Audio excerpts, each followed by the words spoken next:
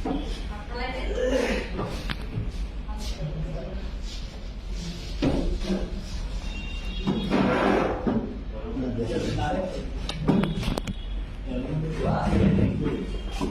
ভাত খা, নে তোরা ভাত খা, নে ভাত না খেলে তো তোরা মরে যাবি গা, নে খা তুই ভাত খা। তো এরকম ভাতের মানুষ মরে না। এই ভাত আমার জীবনটাকে তছনছ করে দিচ্ছে। আমার 6 মাসের পোয়াতি বউ, আমার বাচ্চা, আমার পরিবার টুকরা মা এই ভাতের অভাবে মারা গেছে।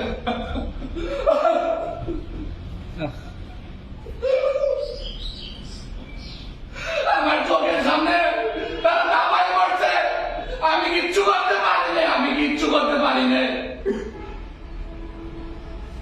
আমি তাদের কবরটা পর্যন্ত দিতে পারি নাই। আমার চোখের সামনে তারা পড়ছে, ওই বনের শিয়াল ঢাপলায় ঢাপলায় খাইছে, আমি আকাশের শকুন চিহ্ন বিচ্ছিন্ন করে দিয়েছে। আমার বাবা লাস্টটুকু আমি কবর দিতে পারিনি। মানুষের হয়তো মানুষের শকুনের বদদোয়ায় গরু মারা যায়, কিন্তু আমি ওই শকুনের বদদোয়া দিছিলাম তোরা সব বইরা যাবে, তোরা সব বইরা যাবি গা। আজ আর এই আকাশে কোনো শকুন দেখা যাচ্ছে না, কোনো শকুন দেখা যাচ্ছে। ওই শকুনের আত্মা এই তোর মধ্যে বার করছে, এই মানুষ তুমি জানোয়ারের মধ্যে বার করছে, তোরা মানুষটা তোদের মধ্যে বার করছে।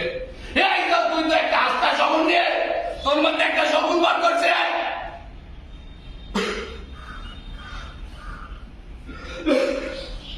মা তুই বলে ভালো হয়েছে, তোরা তো মারার পরে শকুনে খাইছে। আর ওরা মানুষ তুমি জানো, ওরা মানুষকে কোবায় খায়, পানিতে মাইরা দেয়, আগুনে মারে দেয়, 6 মাসের 3 বছরের বাচ্চারাও তারা দর্শন করে মারে। ওরা মানুষটা ওদের মধ্যে সব শকুন বার করছে। আমি আমার অভিশাপ দিব, তোরা সব ধ্বংস হয়ে যাবি, তোরা সব ধ্বংস হয়ে যাবি। এখনো সময় আছে, তোরা ভালো হয়ে যা, ভালো হয়ে যা। এই বিধিবিধানে নতুন করে সাজা, নতুন করে সাজা। আমি তো বাচ্চা, এদের বিধিবিধানে নতুন করে সাজা, নতুন করে সাজা।